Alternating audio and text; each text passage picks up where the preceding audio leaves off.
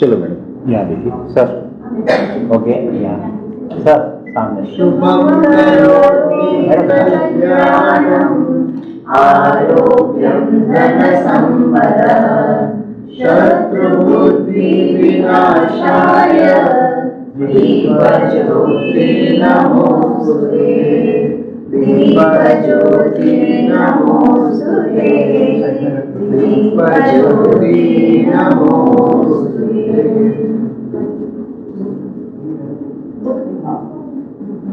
Sir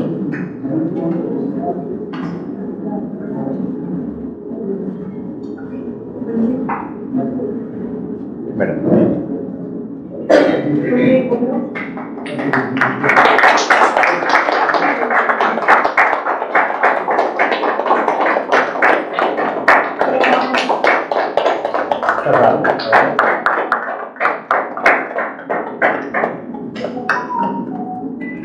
Maithili दीदी ऐसे आ जाओ आप लोग। हाँ हाँ और सपनाइए।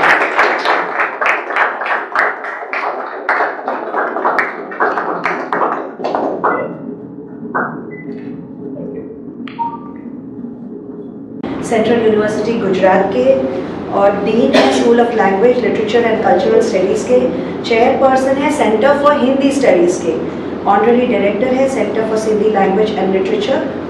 एंड इससे भी बड़ी चीज़ है कि 26 वर्षों से वो हिंदी के फील्ड में जुड़े हुए हैं। इनका research interest Hindi novels, short stories, modern Hindi poetry, functional Hindi, journalism and media studies. कुछ शब्दों में कहूँ तो सर आप हिंदी के विद्वान हैं और सर शायद हिंदी से बिलोंग करते हैं।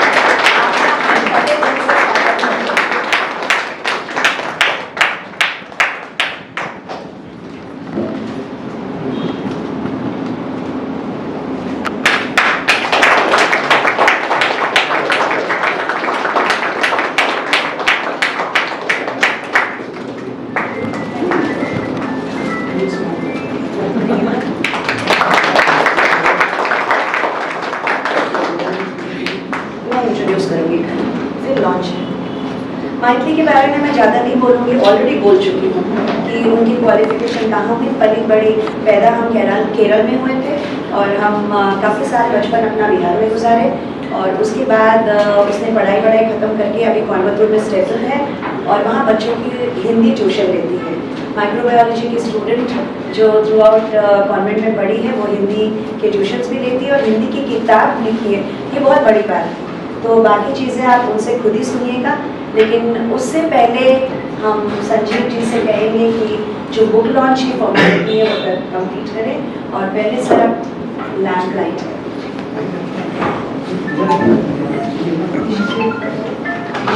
दिशा लैंप को सेंटर। हाँ सेंटर ले लो सेंटर।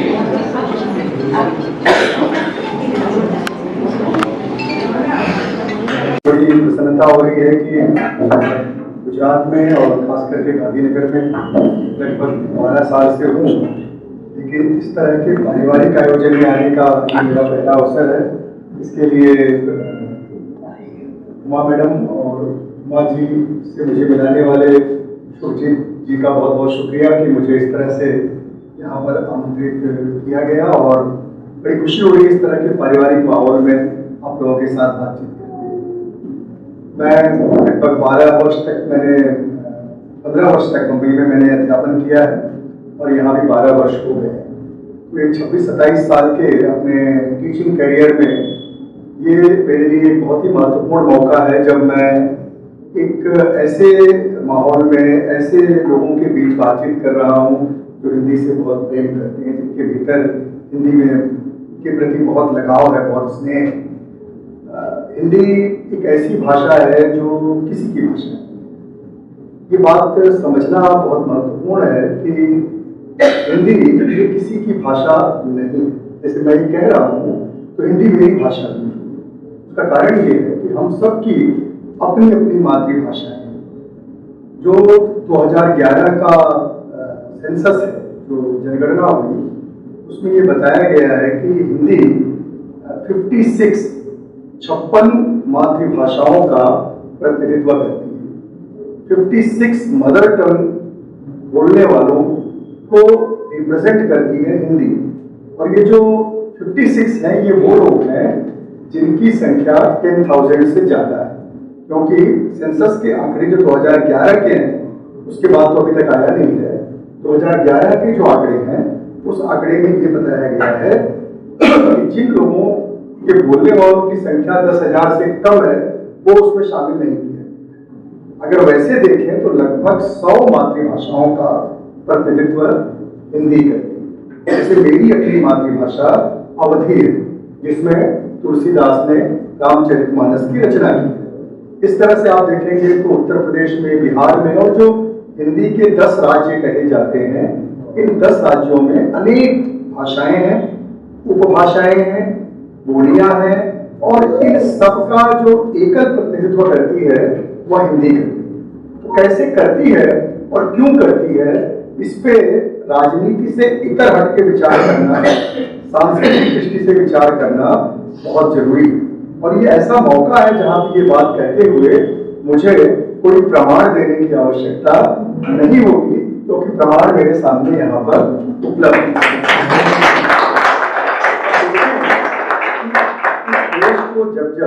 इस देश को जब एक दूसरे के साथ जुड़कर एक दूसरे के हित के लिए संघर्ष करने की आवश्यकता महसूस हुई, तब तक उसे एक भाषा की जरूरत पड़ी। और वह भाषा वो हो सकती थी जो लोगों की भाषा, जो आम लोगों की भाषा, जो साधारण लोगों की भाषा। क्योंकि जो विशिष्ट लोग होते हैं वो हमेशा प्रिविलेज्ड क्लास होते हैं, उनको किसी भी वक्त में कोई तकलीफ नहीं होती, कोई पीड़ा नहीं होती, इसलिए वो बहुत ज्यादा यथास्थितिवादी होते हैं। यानी जैसा चल रहा है वैसा ही चलता रहे। क्यों? क्योंकि अगर वैसा चलता रहेगा तभी उनको जो प्रिविलेज मिला हुआ है वो उनका बरकरार रहेगा। अगर इसमें कुछ भी बदलाव हो जाए तो क्या होगा? बदलाव होते ही उनका प्रिविलेज खतरे में पड़ सकता है, उनको जो समाज में, जो व्यवस्था में सुविधा मिली है वो खतरे में पड़ सकती है। इसलिए वो बदलाव का हमेशा विरोध करते हैं। लेकिन एक बड़ी आबादी हमेशा वो होती है जो बदलाव इसलिए चाहती है कि उसकी जिंदगी बेहतर बने।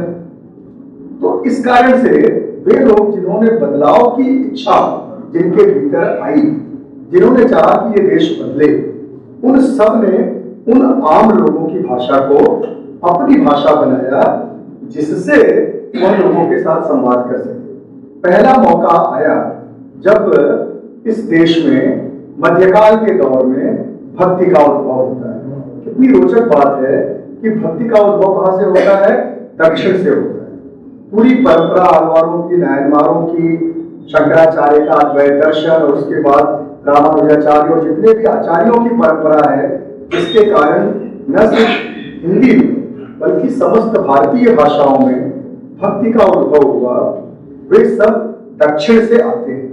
तो दक्षिण से मैथिली जी भी हैं, कुमार जी भी हैं, और बहुत सारे काम करते हुए हैं। और बात को समझें कि आपने कितना बड़ा योगदान नॉर्थ के लिए किया है, उत्तर भारत के लिए किया है, और इस तरह से आप कहें तो भारत के लिए किया है। अब आप देखें कि इतने सारे जो भक्त हुए उड़ीसा में, बंगाल में, पंजाब में, महाराष्ट्र में, गुजरात में और हिंदी क्षेत्र में, इन सब की क्या मजबूरी रही होगी या कितना इनका प्यार रहा होगा कि इन सब ने जो मध्य देश की भाषा थी, यानी जो हिंदी भाषा थी, जिसको एक समय में हिंदी भाषा कहा गया, उस भाषा को अपनाया। नामदेव महाराष्ट्र में थे, उन्होंने कई पद हिंदी के लिखे। गुरु नानक देव पंजाब में थे, उन्होंने ऐसे तमाम हिंदी के कवियों की रचनाओं का संकलन किया, और आज हम इनकी जो प्रामाणिक रचनाएं हैं वो गुरु ग्रंथ साहब से ही प्राप्त करते हैं। इसके अलावा और कोई ग्रंथ नहीं है जो कबीर की प्रामाणिक रचनाओं की जानकारी दे सके। यह उनका महत्व है। आप देखें तो तुकाराम, आप गुजरात में देखें तो नरसिंह मेहता, ये सारे जो लोग थे इनकी कोई मजबूरी नहीं थी। इन सब ने ये देखा कि मध्य देश की जो भाषा है वह संवाद की भाषा हो सकती है, और इसलिए इन सब ने इस भाषा को अपनाया।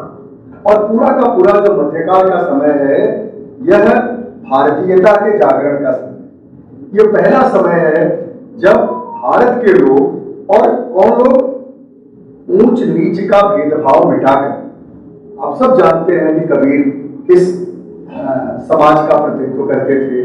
तुलसी ब्राह्मण होकर के भी उनको अनाथ कर दिया गया था, परिवार से उन्हें निष्कासित कर दिया गया था, क्योंकि वो ऐसे नक्षत्र में पैदा हुए थे कि अपने माता पिता के लिए संकट पैदा कर सकते थे। तो ये इतने सारे जो लोग हुए, ये सभी जातियों के थे, सभी क्षेत्रों के थे, लेकिन सबने जो एक आवाज उठाई वह भारत की आवाज थी, वो भारत की सनातन संस्कृति और परंपरा की आवाज थी। और सबने बिना किसी अपील के, बिना किसी राजनीतिक लाभ के, उन्होंने एक भाषा में अपने कुछ पद रचकर यह जताया कि हम अपना समर्थन दें। देखिए कितनी बड़ी बात है।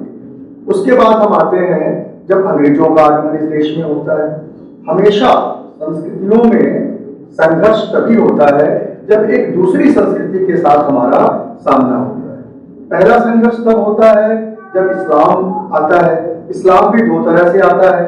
उत्तर में वो आक्रांता के रूप में आता है, दक्षिण में वो संबंध और व्यापारिक संबंध के रूप में आता है। आप केरल से हैं, आप अच्छी तरह जानती हैं कि केरल में सबसे पहले अरब से जो लोग आए तब इस्लाम का जन्म भी नहीं हुआ था। तब से वो केरल में आए और राजा पेरुमल ने उनको आश्रय दिया और व्यापार उनके माध्यम से होना आरंभ हुआ। और पूरा जो वेस्टर्न घाट है, बंबई से लेकर के केरल तक, वहां पे मुसलमानों की सबसे पुरानी बस्तियां मिलती हैं जब इस्लाम का उदय नहीं हुआ। लेकिन जब वो एक कल्चर आई, एक तरफ से आक्रांता आए, दूसरी तरफ से शांत वातावरण में लोग आए और एक संवाद हुआ, और उस संवाद के चलते एक भाषा निर्मित हो गई। इस भाषा का किसी धर्म से, किसी जाति से और किसी क्षेत्र विशेष से कोई संबंध नहीं था। इसीलिए इतने सारे लोगों ने इसको अपनाया। और नवजागरण काल में अंग्रेजों का आगमन हो चुका था। उनके आगमन के बाद जो एक नया भारत बन रहा था, एक भारत का उदय हो रहा था, उन सबने भी ये देखा कि इस भाषा में जो सामर्थ्य है, उस भाषा की सामर्थ्य को इस देश को जोड़ने में इस्तेमाल करना चाहिए। अब देखिए कि राजा राम मोहन राय को रेनेसां का अग्रदूत कहा जाता है, नवजागरण का अग्रदूत कहा जाता है, लेकिन वो बंगाल में रहते हुए कोई उनकी मजबूरी नहीं है, फिर भी वो बंगदूत जो अखबार निकाल रहे थे उसमें वो फारसी के भी कुछ पन्ने रखते थे, बांग्ला के तो रखते ही थे, हिंदी के भी कुछ पन्ने रखते थे। ये अपने आप में इस बात का प्रमाण है कि वहां पे उन्होंने इसको स्वीकृति प्रदान की। आप महाराष्ट्र में आइए, बाल गंगाधर तिलक केसरी निकाल रहे थे, और जितने भी उस समय नवजागरण के हमारे पुरोधा हुए, उन सबने इसको स्वीकार किया। और यही नहीं, आपके गुजरात में सबसे पहले नर्मद हुए जिन्होंने ये कहा कि हिंदी को राष्ट्रभाषा बनाया जाना चाहिए। गांधी जी के योगदान से आप सभी परिचित हैं। सुब्रमण्यम भारती दक्षिण में और जितने सारे लोग रहे, इन सब ने यह बात महसूस की कि भारत की एक भाषा होनी चाहिए। लेकिन जो जो हम आजादी के करीब आते हैं, देश आजाद होता है और राज्यों का विभाजन होता है, राज्यों के विभाजन को लेकर भी बहुत सारे मतमतांतर है, उसमें हम नहीं जाएंगे। लेकिन जिस तरह से भी विभाजन होता है उसमें भाषा को, संस्कृति को, सबको महत्व देने की एक कोशिश होती है। अब आप देखें कि जब हम गुलाम थे तो हमने एक भाषा अपनी मानी, लेकिन जब हम स्वतंत्र हुए तो हम भाषा को लेकर झगड़ने लगे। ये अपने आप में एक बहुत बड़ी विडंबना इस देश में हुई। और सबसे रोचक बात है कि जो अहिंदी भाषी हुए उन्होंने हिंदी को अपनाया, उन्होंने हिंदी को स्वीकार किया।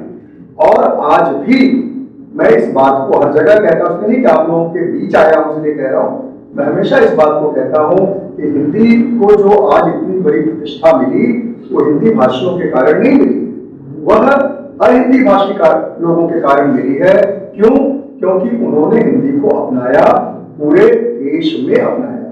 मैं उसकी बात नहीं कर रहा हूं जहां पे पॉलिटिकल कारणों से लोग हिंदी या किसी भाषा के पक्ष विपक्ष में बात करते हैं। त्रिभाषा फॉर्मूला ये भारत के संविधान में दिया गया, लेकिन आप देखें कि दक्षिण के लोगों ने अहिंदी या हिंदीतर क्षेत्र के लोगों ने हिंदी को एक भाषा के रूप में लिया, एक भाषा के रूप में उन्होंने अंग्रेजी को लिया, एक भाषा के रूप में उन्होंने अपनी मातृभाषा को लिया या अपने राज्य की भाषा को लिया, मराठी को लिया, मलयालम को लिया, तमिल को लिया, तेलुगु को लिया। लेकिन हिंदी क्षेत्र में आप जाते हैं तो वहां पाते हैं कि वो हिंदी पढ़ लेते हैं, अंग्रेजी पढ़ लेते हैं, और अगर त्रिभाषा का बहुत दबाव हुआ तो संस्कृत पढ़ लेते हैं। संस्कृत की स्थिति यह है कि संस्कृत पढ़ तो लेते हैं, लेकिन धारा प्रवाह संस्कृत कितने लोग इस देश में बोल पाते हैं, ये अपने आप में एक बड़ा प्रश्न है। ये अलग बात है कि आज संस्कृत को ऊपर उठाने की कोशिश हो रही है और हर भाषा को ऊपर उठाने की कोशिश करने में कोई हर्ज नहीं, लेकिन एक बात जो समझने की है वो है भाषा व्यवहार की। भाषा का संबंध भावनात्मक होता है, और भावना और व्यवहार दोनों हमेशा साथ चले ये जरूरी नहीं। हम सब जानते हैं कि दिल कुछ कहता है, दिमाग कहीं और दौड़ता है। दिमाग जो है वो अपने हित के बारे में सोच रहा होता है, अपने स्वार्थ के बारे में सोच रहा होता है, और दिल जो है वह इतने वर्षों के मानवीय संस्कारों से हमने जो अर्जित किया है उसके प्रति वो भागता है। लेकिन हम अपने लाभ लोभ के चलते और ऐसी बातें करते हैं जिससे हमारा लाभ तो होता है लेकिन हमारी सांस्कृतिक क्षति भी होती है। अब इसकी भरपाई करने के लिए करना क्या चाहिए कि हमें भी थोड़ा सा भावनात्मक होना चाहिए और थोड़ा सा व्यवहारिक। भावनात्मक इसलिए होना चाहिए कि अगर मैं आज आपकी भाषा बोलता तो आप जितना मुझसे आत्मीयता रखते, यह अभी जितनी आत्मीयता है उससे अधिक होती। क्यों? क्योंकि भाषा हमें एक दूसरे से जोड़ती है। तो करना ये चाहिए कि ठीक है, उत्तर भारत में मान लीजिए, उत्तर भारत के इलाहाबाद में, जौनपुर में, बनारस में कोई मराठी, गुजराती, तमिल, तेलुगु न पढ़ रहा हो, कोई बात नहीं। लेकिन अगर मैं 12 साल से गुजरात में हूँ और मैं गुजराती न बोलूं, अगर मैं गुजराती न पढ़ूं, अगर मैं गुजराती न लिख पाऊं, तो ये मेरी कमी है। और ऐसा सर्वे कहता है कि हिंदी स्पीकिंग जो लोग हैं वो दूसरी भाषा सीखने में थोड़ी सी उनको ये परेशानी रहती है। उसका कारण उनका व्यवहार है कि हिंदी से टूटा फूटा काम तो देश में पूरे चल जाता है, कहीं भी चल जाता है, तो वो दूसरी भाषा सीखने से बचते हैं। लेकिन यही दूसरे अहिंदी भाषाओं के लिए वह व्यवहार भी हो जाता है और देश के प्रति एक भावना और एक सम्मान की बात भी होती है। तो जब मैथिली जी की पुस्तक के बारे में मुझे पता चला कि उन्होंने ऐसी किताब लिखी है जो अहिंदी भाषी जो है, हिंदीतर भाषी जो अहिंदी भाषी तो आजकल कोई नहीं है, हम उसको हिंदीतर शब्द इस्तेमाल करते हैं, तो ये जो लोग हैं उनको भी आसानी से बेसिक जानकारियां हो जाए। अब कहते हैं कि तैरना बहुत कठिन होता है, लेकिन मछली के बच्चे को तैरना सीखने की जरूरत नहीं है। लेकिन दूसरा कोई अगर तैरने जाएगा तो उसके डूबने का बड़ा खतरा होता है, तो उसको डूबने से बचाने के लिए जरूरी है कि उसको धीरे धीरे तैरना सिखाया जाए। ये किताब कुछ इसी तरह से है कि उन लोगों के लिए सीखना चाहते हैं जिनकी हिंदी में रुचि है, वो बहुत आसानी से, क्योंकि मैडम ने जिस तरह से हिंदी को स्वयं संघर्ष करके सीखा होगा, ये अलग बात है कि वो बिहार में रही तो वहाँ हिंदी भाषी समाज रहा होगा। लेकिन आपको एक बात बता दूं कि सबसे ज्यादा अशुद्ध हिंदी अगर कोई बोलते हैं तो उसमें यूपी और बिहार का नंबर सबसे ज्यादा है। और आपकी हंसी इस बात का प्रमाण है कि आपके पास बहुत सारे उदाहरण हैं जो फिल्मों के माध्यम से आप तक पहुंचे। तो ऐसे में अपनी अच्छी हिंदी और अपनी हिंदी को न बिगाड़ते हुए आपने जो हिंदी सिखाने की कोशिश की है, नींव शब्द आप देखिए कि नींव शब्द ये हमारी बातचीत से लगभग खत्म होता है।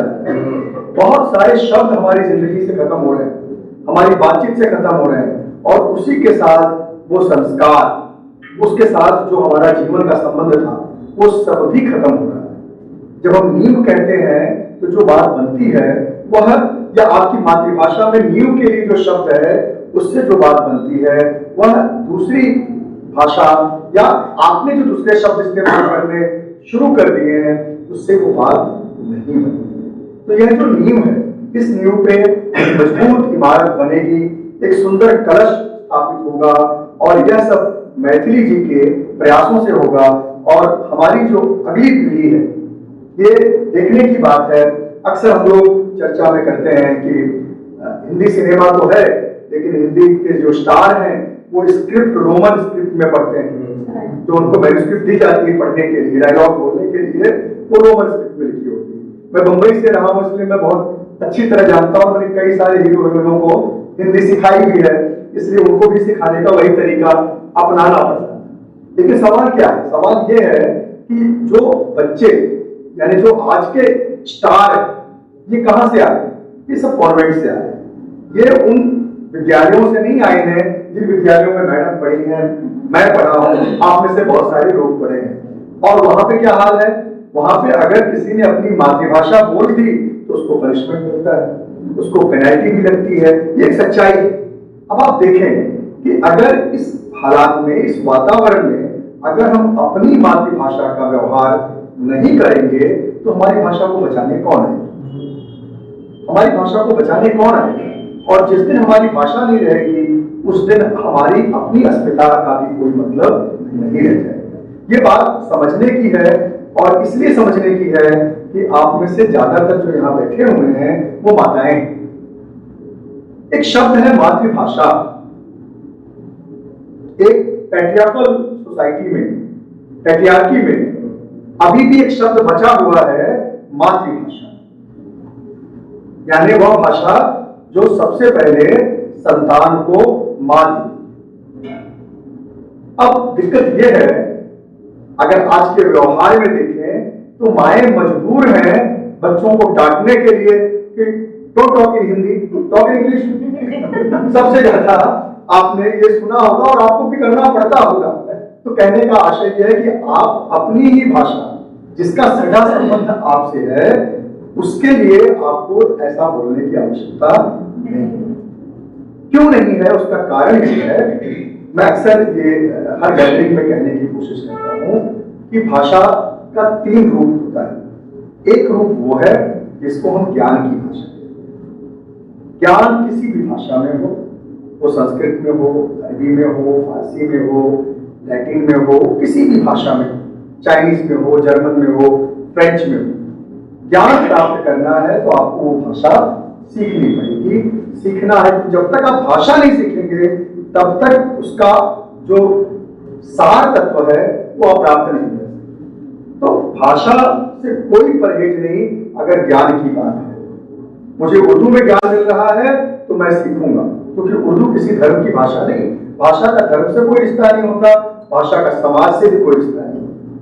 भाषा का रिश्ता सिर्फ इससे होता है कि हम और आप जो बोलते हैं, तो वो है ज्ञान की भाषा। दूसरी भाषा जो बहुत महत्वपूर्ण होती है उसको कहता हूं मैं मान की भाषा और पहचान की भाषा। आज मेरी पहचान क्या है? तो मेरी जो सबसे बड़ी पहचान है वो है कि मैं अवधी भाषी हूं। और मुझे बड़ा गर्व होता है जब मैं गुजरात में अवधी में सुंदरकांड का पाठ होते हुए देखता हूं और वो स्क्रिप्ट उसकी गुजराती होती है। ये भारत है, स्क्रिप्ट गुजराती है, भाषा अवधी है, पढ़ने वाले अनेक भाषा भाषी लोग हैं, लेकिन पढ़ क्या रहे हैं? अवधी। ये मेरी भाषा। ठीक है, तुलसीदास ने लिख दिया, जायसी ने लिख दिया, वो जब तक राम है तो अवधी भाषा रामचरितमानस में तो सुरक्षित रहने वाली है, लेकिन सिर्फ उससे काम नहीं चलेगा जब तक अवध का मैं अवधी नहीं बोलूंगा। मेरे 2 बच्चे मेडिकल कर रहे हैं, दोनों अवधी में बात करते हैं, अपनी माता से अवधी में बात करते हैं, मैं अपनी पत्नी से अवधी में बात करता हूं, और मेरे पिताजी मेरे बच्चों से अवधी में बात करते हैं। तो ये मेरे पहचान की भाषा है, ये मेरे मान की भाषा है कि मैं अवधी भाषी हूं। उसी तरह से कोई मलयाली है, कोई तमिल है, कोई तेलुगु है, कोई कोंकणी है, कोई तुलु है, जो भी है, उसे अपनी मातृभाषा जरूर बचा के रखनी चाहिए। अगर वो नहीं बचाएगा तो दूसरा कोई बचाने आने वाला नहीं। तो मातृभाषा क्या हो गई? हमारे पहचान की भाषा, हमारे मान की भाषा। और ज्ञान की भाषा तो जो भाषा आपको मिले आपको वो लेना है। और जो तीसरी सबसे महत्वपूर्ण बात है वो ये है कि हम एक देश हैं, हम एक राष्ट्र हैं। तो एक देश, एक राष्ट्र के स्वाभिमान की भी तो कोई भाषा होती है, और राष्ट्र के स्वाभिमान की भाषा क्या होगी? इस पे हमेशा विचार करना चाहिए। हिंदी घोषित रूप से राष्ट्रभाषा नहीं है, लेकिन 90% लोग हिंदी को राष्ट्रभाषा का सम्मान देने लगे। ये अपने आप में एक बहुत बड़ी सच्चाई है। और एक देश के स्वाभिमान के रूप में हमारी भाषा एक होनी चाहिए। और जब हमारे पूर्वजों ने, मध्यकाल के हमारे पूर्वजों ने, आजादी से पहले के हमारे पूर्वजों ने, जो विभिन्न भाषा भाषी थे, उन्होंने हिंदी को स्वीकार किया, तो आज हम उनकी संतानें हैं, हमको स्वीकार करने में क्या दिक्कत होनी चाहिए? हम पिता की पैतृक संपत्ति तो लेते हैं, तो उनकी स्वीकृति क्यों नहीं ले रहे हैं? छोटी छोटी राजनीति करने के लिए। और इससे कोई भाषा का नुकसान नहीं होगा, क्योंकि मनुष्य स्वभावतः बहुभाषी हो सकता है। ऐसा नहीं है कि मैं केवल एक ही भाषा बोलूंगा, ऐसी ही सेटिंग भगवान ने हमको की है।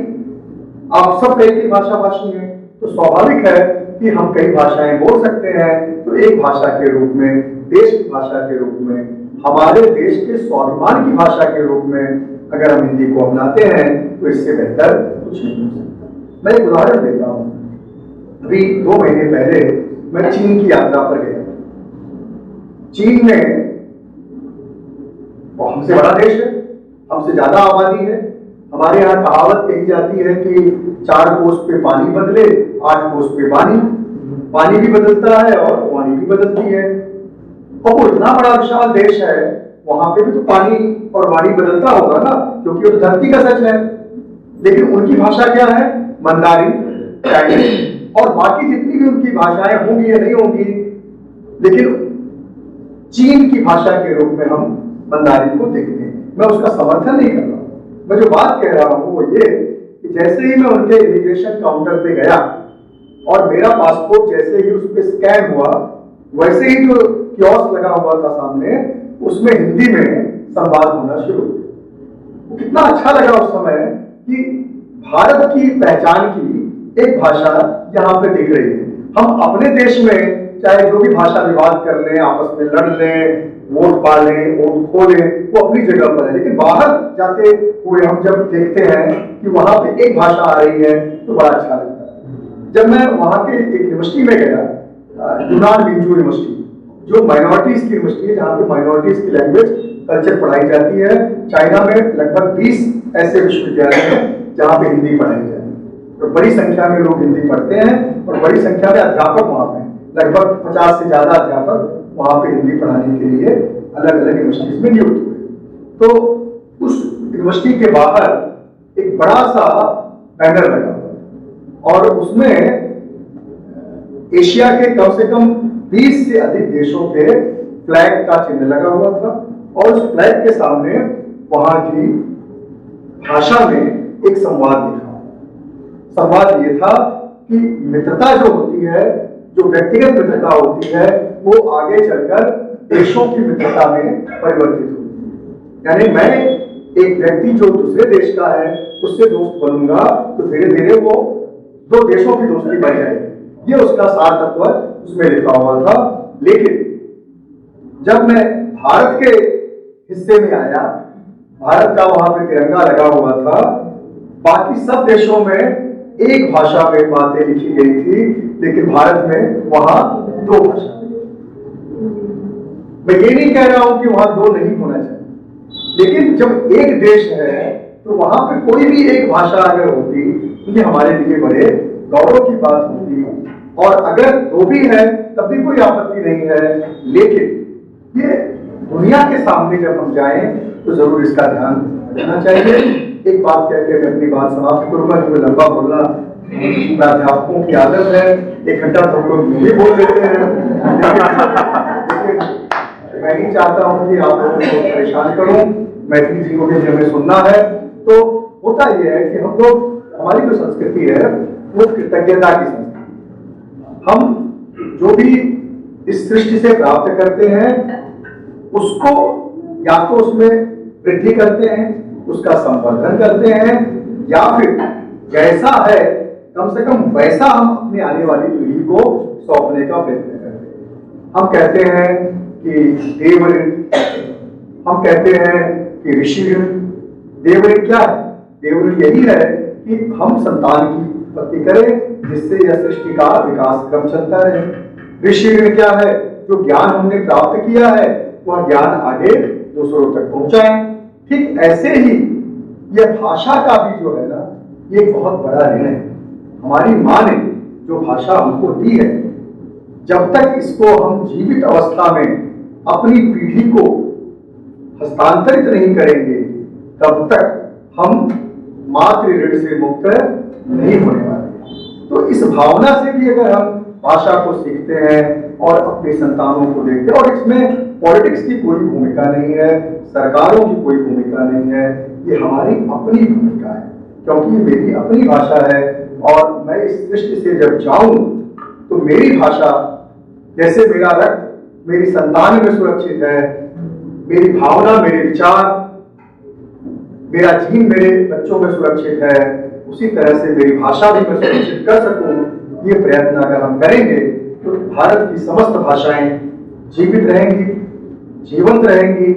और इसी तरह से मैथिली जी की तरह न सिर्फ अपनी भाषा, बल्कि जिसको हमने राष्ट्रभाषा के रूप में स्वीकार किया है, उसको भी समृद्ध करने का प्रयत्न करेंगी।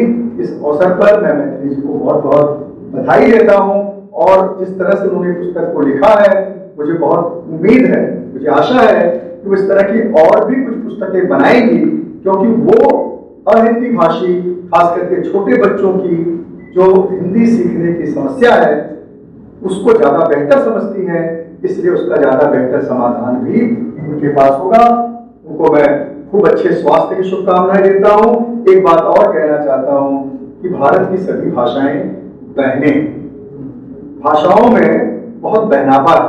हमारे अवध में कहा जाता है कि माँ अगर मर भी जाए, मौसी जिंदा है, तो माँ की कमी कभी होती नहीं, माँ की कमी मौसी पूरी कर देती है। बहनों में भी यह बात, भाषा रूपी बहनों में भी ये बात बहुत महत्वपूर्ण है। और यहाँ पर तो दो बहनें भी हैं, एक बहन दूसरी बहन के कृतित्व को इस तरह से उजागर करने के लिए इतना बड़ा उपक्रम कर रही है, और जितनी विनम्रता, जितनी सहजता के साथ और जितने आग्रह के साथ मैडम ने मुझे आमंत्रित किया, ये बताता है कि उनका कंसर्न इस पूरे प्रोग्राम के लिए कैसा था। और इनकी आराधक वाणी को सुनकर मैं पूरे दिन यूनिवर्सिटी में काम करने के बाद मैंने तय किया कि नहीं, अगर हिंदी के लिए कोई इस तरह का काम कर रहा है तो मुझे उसमें जरूर जाना चाहिए। लेकिन मैं आना, मेरे लिए थोड़ा सा, मुझे रास्ते का पता नहीं था, इसलिए मैंने मैडम से कहा कि अगर आप कुछ वाहन की व्यवस्था कर देंगे तो मुझे बड़ी सुविधा हो जाएगी। और आपने मेरे आग्रह पर किया। आपको बहुत बहुत बधाई, और आप सब जो यहाँ पर उपस्थित हुए, आपका बहुत बहुत धन्यवाद।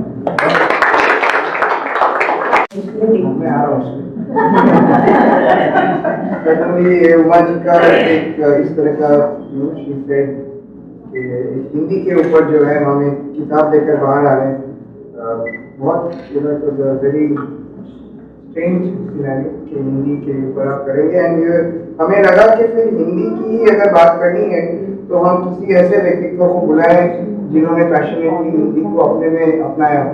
और सबसे पहले मैंने राजस्थान पत्रिका न्यूज़पेपर अखबार में कॉल किया, वहाँ के चीफ एडिटर को कहा कि हिंदी के लिए हमारा एक जो है मुहिम शुरू हो रहा है, तो आप हमें प्लीज बताएं कि क्या करना चाहिए। और सर का नाम जो है सजेस्टेड, 3 दिन तक फॉलो अप हुआ, and thankfully you are here sir. और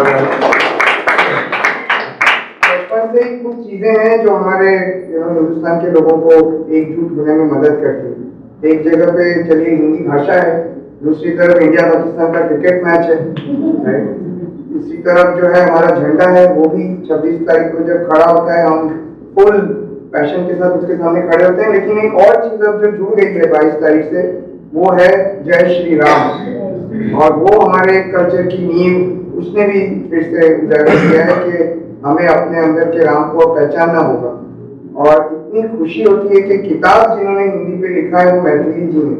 तो आज आप देखिए कि हम बिल्कुल जुड़ गए हैं उस कल्चर और उस पैशन के साथ। सो कॉन्ग्रेचुलेशंस मैम, तो हमारा आपका है दिन, अब उनको हम थोड़ा बोलने देंगे। पर जैसे संजीव जी ने बोला, शिक्षक को माइक ना हो तो भी घंटों बोल सकते हैं, लेकिन दिन मैथिली का है। मेरा एक तकिया कलाम 2 सेंटेंस है जो मैं बोलना चाहूंगी। कलाम जी के वर्ड से, सपने वो नहीं जो हम सोते हुए देखते हैं, सपने वो हैं जो हमें सोने नहीं देते। ये इसलिए बोल रही हूँ कि मैथिली जी मेरे साथ करीब 4 महीनों से है, और 2018 में जब मैं गई थी तो उन्होंने बोला मैं किताब लिख रही हूँ, तो मुझे बहुत एक्साइटमेंट नहीं हुआ। मैंने बोला कोई बात नहीं, लिखो, क्योंकि छोटे छोटे बच्चे घर पे आते थे। फिर जब यहाँ अभी आई पैंडेमिक के बाद में, उसने बोला उमा मैंने लिख लिया है, तो मैंने बोला ठीक है, गुरुवार को स्कूल आके बाबा को अर्पित कर दो। तभी भी मैंने उतना उसको सीरियसली नहीं लिया। फिर हमारे जो हिंदी टीचर हैं, हिंदी टीचर नहीं है, हमारे यूपी के एक बहुत बुजुर्ग सीनियर टीचर है शबनम गिरी, उनको मैंने बोला दीदी इसको देखिए, तो उन्होंने जो शब्द बोले वो मैं शेयर करती हूँ। उन्होंने बोला उमा तुम समझ नहीं रही हो, ये गागर में सागर है। तब मुझे लगा लोगों को ऐसा ले लेते हैं, इतना पैशन से अगर कोई किताब लिखना है तो वो ऐसा मुझे धन्यवाद देती है, लेकिन मैं उसे धन्यवाद देती हूँ। यहाँ पे उर्वशी भी मौजूद है, दिख रही उर्वशी कहीं? हाँ, उर्वशी भी मेरी कोलीग है और उसने बहुत मेहनत की है हिंदी टाइपिंग में। और हम दोनों जब बात करते थे हमने ये सोचा कि मैथिली दीदी ने जितनी भी मेहनत की उससे ज्यादा हमने सीखा है। जब हम इस किताब को पढ़ रहे थे तो हमको लगता था कि हमें ये भी नहीं आता है, हमें ये भी नहीं आता है, और मैं तो बिहार में पढ़ी हूँ। तो ये बात है। तो अब आगे नहीं बोलते हुए, एक शिक्षिका जब लेखिका बनी और वो भी कोयम्बटूर जैसे जगह में, तो सराहनीय बात है। अभी इन्होंने 2 बहनों की बात की, मेरी तीसरी बहन भी है जो बेंगलोर में है, और ये वोट ऑफ थैंक्स नहीं है, इसका पूरा श्रेय मैं अपने माता पिता को देती हूँ। मैं इमोशनल हूँ क्योंकि उन्होंने हमें लड़की समझकर कोई चीज में पीछे नहीं रहने दिया। पापा आज ऊपर से देख रहे होंगे, उन्होंने हर समय हमें बढ़ावा दिया है। तो ये मेरा सौभाग्य है कि मैथिली का ये सपना पूरा हुआ, और वो बहुत ही प्योर और सिंपल लड़की है। मैं थोड़ी अलग हूँ। मैं प्रिंसिपल मैं प्रिंसिपल हूँ। अब मैं मैथिली को देती हूँ अपनी यात्रा शॉर्ट में बोले, वो टीचर नहीं है, वो शॉर्ट में ही बोलेगी। हाँ टीचर है।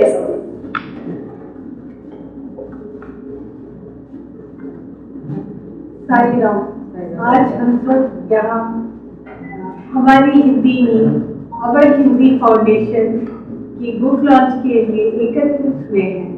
आप सबका हार्दिक स्वागत।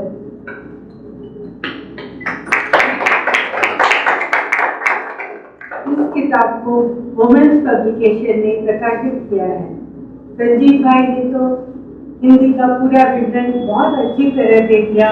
उन्होंने यह भी कहा कि हिंदी वह भाषा है जो भारत की सभी भाषाओं को एक डोर में बांध देता है। मैं अपनी पुस्तक पर ही प्रकाश डालूंगी, उसकी विशेषताओं और खूबियों के बारे में बताऊंगी। छात्रों को हिंदी सिखाते सिखाते मुझे हिंदी सिखाने की एक बहुत ही आसान और सरल प्रणाली मिली। यह प्रणाली अद्वितीय है। इस प्रणाली को अपनाकर सभी पाठक बहुत आसानी से हिंदी पढ़, लिख और समझ सकेंगे और हिंदी भाषा में बहुत ही प्रवीण हो जाएंगे। चलिए अब आते हैं इस पुस्तक की विशेषताओं पर। सबसे पहले चित्र सहित वर्णमाला है, यानी अल्फाबेट। दूसरा, इस पुस्तक की सबसे मुख्य विशेषता लघु शब्दकोश लेखन है, यानी मिनी डिक्शनरी राइटिंग। इस मिनी डिक्शनरी राइटिंग शायद ही आपको हिंदी की किसी दूसरी किताब में मिलेगी। यह मेरा ओरिजिनल आइडिया है। उसके बाद हर शब्द और वाक्य हिंदी में अंग्रेजी में ट्रांसलेट किया गया है, जिससे आपको पढ़ने में आसानी होगी। पाठ 14 पर आते हैं, जो फनी र है, जो कि बहुत ही दिलचस्प है। कबीर के दोहे भी दिए गए हैं, जो आपके मन को बहुत शांत कर देंगे। अंत में 100 तक की गिनती है। इस प्रोजेक्ट को सफल बनाने में प्रशांत भाई, उर्वशी बहन, राजेश भाई और उमा रामन ने मेरा पूरा सहयोग।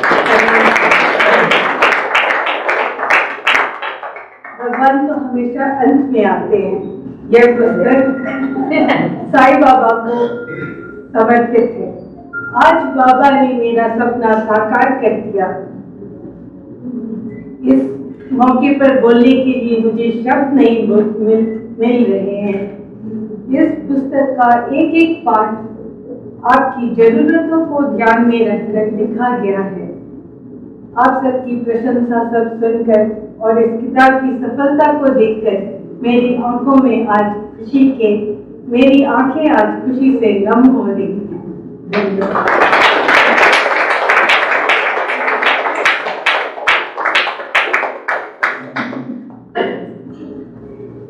मोड ऑफ थैंक्स एक फॉर्मेलिटी नहीं होता है, तहे दिल से धन्यवाद कहना एक दिल की बात होती है। सर ने इतना अच्छा हमें ज्ञान दिया भाषा के बारे में, ऐसा लग रहा है कि घंटों सुनते जाए।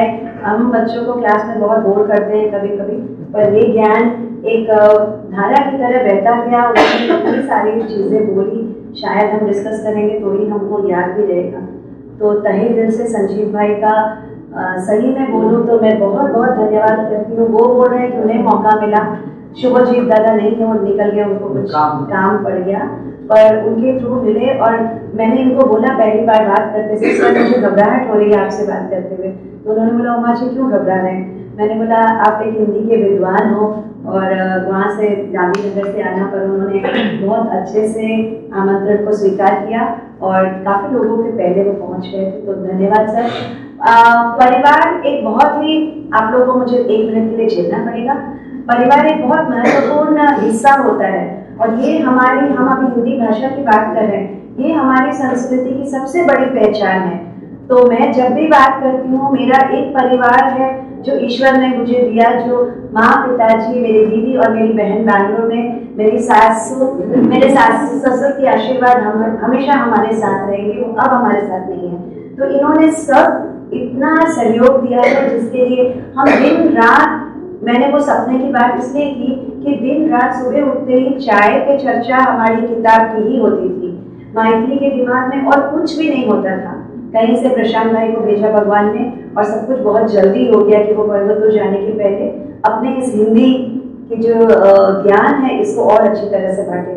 तो धन्यवाद मेरे घर के परिवार लोगों को और मेरे दूसरे बहुत ही सारे परिवार, जितने भी लोग यहाँ पर हैं, चाहे वो परेश भाई हो, चाहे विनोद भाई हो, वॉशमें सबका नाम नहीं लूंगी, मेरे दिशा के फैमिली वाले हो, मीना जी, विष्णु दामाद नहीं, मैं बेटा मानती हूँ उसको, और मेरे साई ब्रदर्स हो, इन्होंने बहुत तकलीफ, आज बहुत ट्रैफिक भी था और स्कूल के बाद में 3-4 बजे घर पहुँचने वापस आना आसान काम नहीं है। तो सर ने जैसे बोला, ये हिंदी के प्रति प्यार ही है और हम हिंदी सप्ताह को सर बहुत अच्छे से मनाते हैं।